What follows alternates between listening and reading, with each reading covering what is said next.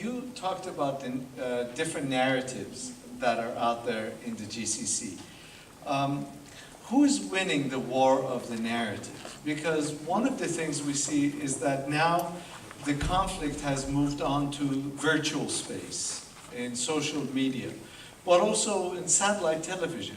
And there are all sorts of different news that is out there. So as far as the Arab street is concerned, out there, outside of the GCC, but also in the streets of different places, who's winning the narrative war?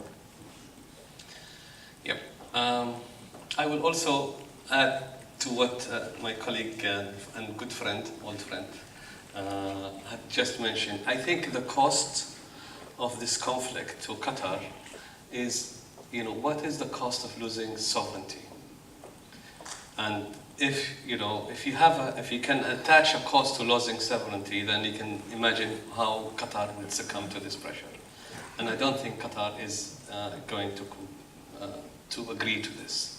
And also the legitimacy of its leadership will not allow this to happen.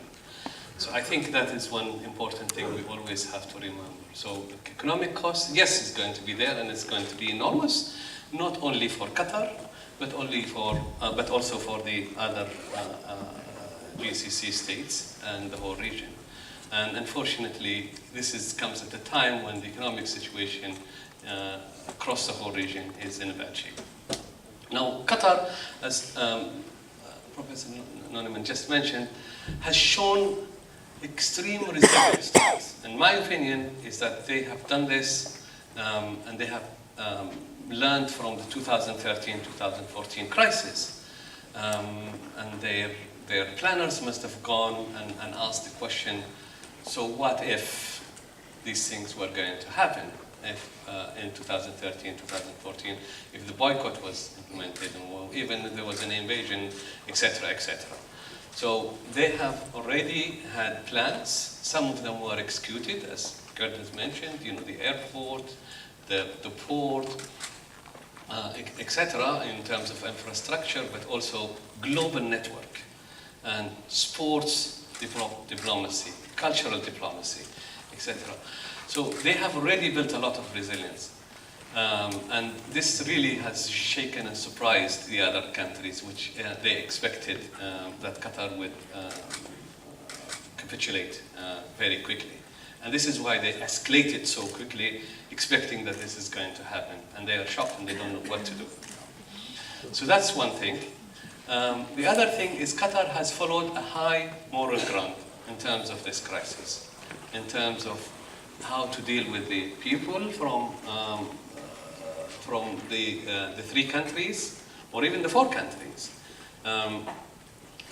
in a way that it is human and giving them all the rights, etc. How to, if you look at the media, you will see that there is, you're talking about 4 countries media attacking one small country, but yet the country that is winning the streets and the hearts and the minds of the people is Qatar, because it's following a very high moral ground, ethical way of explaining their cause. They're not playing, as the others are saying, playing a victim. They're actually explaining the situation as it is and trying to avoid all kinds of nasty things that the other side of the media, the other side is using in its media and social media. And this reflects on the number of countries that actually supported the boycott. Despite all the efforts and the pressure from those countries to support the boycott, there are only very few handful small countries that actually supported it. And I think in terms of public opinion, not only in the GCC, but also in the Arab world, in the Middle East, and globally, I think it's Qatar is winning. It's perfect. Thank you. Very quick question. Suspicious of Qatar. And one cannot help but to think of the old maxim, if there's smoke, there's got to be fire. Why does this keep happening? Maybe I can pick up on where I started. It's a combination, of course, of longer-term trends and some individual policy choices on both sides. The longer-term trends is, I think, genuinely believe that is a question of Qatar being a late developer in this region. It was the smallest, least populous, poorest, and the latest developer. And it was traditionally under the skirts of Saudi Arabia. It was a few exceptions, but by and large, it didn't do very much in regional politics, let alone international politics. So that changed dramatically as Qatar began to develop, and particularly from the early 90s, and of course especially with the assumption of power by Sheikh Hamad in 95. So there was this backlash between the role conception that the other leaders had, particularly Saudi leadership, about its role, its leading role, its hegemonic role in this region. And against that, especially this little latecomer suddenly wanting to stride across the stage. That, of course, has been combined with personality and choices on the part of the Qatar leadership. They did want to make themselves known globally, and they did adopt a number of policies, to hedge against precisely the kind of situation they're now suffering. Bring in the Americans, develop and multiply your international relationships, economically as well as in terms of soft power and diplomatically. And they pursued a number of specific policies, particularly once the Arab Spring happened. There was an opportunity. The leadership saw this as an opportunity. They saw the Arab world as ineluctably changing. Various strands of political Islam, they clearly thought were going to play some significant role in this. So the only pragmatic solution in their view seems to have been, well, get ahead of the curve, deal with those people, be pragmatic about this. All of that were policy choices that went against the persuasions of the Saudi leadership. And then as with Hamas and with the Taliban and with the Muslim Brotherhood, well, then it all depends on who you define as terrorists. And on those ones, let's quickly park that. I only need to quote the former director of the CIA and General Petraeus, who said, look, people, let's remember that this was done in consultation with the US and in large part at the request of the US because we want these interlocutors. And just a day or so ago, Shlomo Brum, former Israeli general, made that very same point. So if we put that aside, although that's a large part of the propaganda in the media, there are a number of specific individuals, and there are and this has been the case for a number of years, who have been involved clearly in funneling channeling funds to a number of groups that, from my point of view, from the US point of view, from many people's point of view, would be undesirable, including radical Islamists and violent jihadists. That's been a subject of discussion for several years between the US, both at the embassy here and more generally with DC, and the leadership here. It's been difficult, but it has moved forward. And so you do actually get results in terms of this new agreement between Qatar and the United States, that further controls will be implemented. In fact, Qatar was one of the first Gulf states to put a number of legal constraints in place. Execution has been haphazard, it has not been 100%, but that's precisely what they're now focusing on. So, yes, there are issues about individuals. It's always been recognized, it's caused difficulties with the US, but for the US decision makers, it's clearly always been the case that that was an irritant. It was not something that was going to change the balance of power against terrorists, and it was certainly not outweigh the fundamentals of this. The long-term fundamentals of this conflict really are about.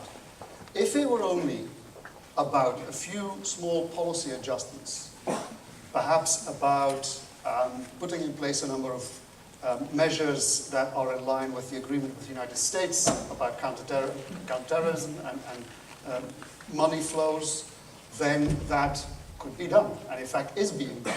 If it were about perhaps adjusting some of the ways in which the editorial line or the staffing of Al Jazeera Arabic, some kind of adjustment, that could perhaps be done. And so if it were about those things by themselves, one might see an adjustment. But because actually, as you see from the 13 conditions, they were not meant to be acceptable. They were clearly unrealistic. That wasn't what it was about. It was about this fundamental putting Qatar back in its spot. Given that that's the fundamental issue at stake, I think the leadership has rightly decided, well, rightly, that's not for me to judge, but has decided that then it's worth sticking it out. And if you look at the resources that they can put against the various threats I briefly listed, militarily, of course, on their own, they can't stop an invasion. But they've got lots of allies. It's not as if the American base here is going to stop a Saudi incursion, but it's the whole political network, global network with that comes with this, and a US interest, which are very genuine in this region and in Qatar, that can be put aside. Politically, I say domestically, I don't think there is any serious opposition. There's always been lots of different views about certain aspects of policy and so on. There's always grumbling. Some of it you see on social media, some of it you see in the print media, but it's never added up to a coherent opposition movement. Hence, the conference that just happened in London, 150 people turned up, of whom, 2 or 3 Qataris? And most of them journalists. So then on the societal and the economic side, yes, there it's painful. But I think there that the economic means are in place. The banking sector is strong enough, is properly financed. Alternative routes, as have already been suggested, being put in place for international trade. Hamad Port has just been opened and will be fully functional in the next few months. So over time, a year hence, Qatar will be in a better position than now even to sustain this for the long term. Perfect, thank you. Abdullah. Matters, it can be by majority. So that's one thing. The other thing, you have the GCC has entered into a number of agreements, whether it is security, whether it is in economic cooperation and integration, custom union, common market. It means what? Free flow of people, goods and services, and finance.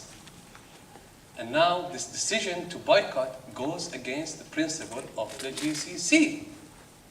And it did not go to the Supreme Council to decide it on a majority basis. So what we're talking about here is a fundamental flaw on how the GCC is working. And are we going to have a GCC at the end of the day if people cannot trust the rules, the charter, the agreements that these leaders, the so-called leaders, middle-aged kind of leadership that we have here, are going to decide? How do the people, how do the countries believe in the GCC? What about the other, Kuwait, for example? And what about Oman? And what about other countries? How would they believe on that these rules and these treaties are going to be respected? How about us, as citizens of the GCC, are going to believe in the GCC?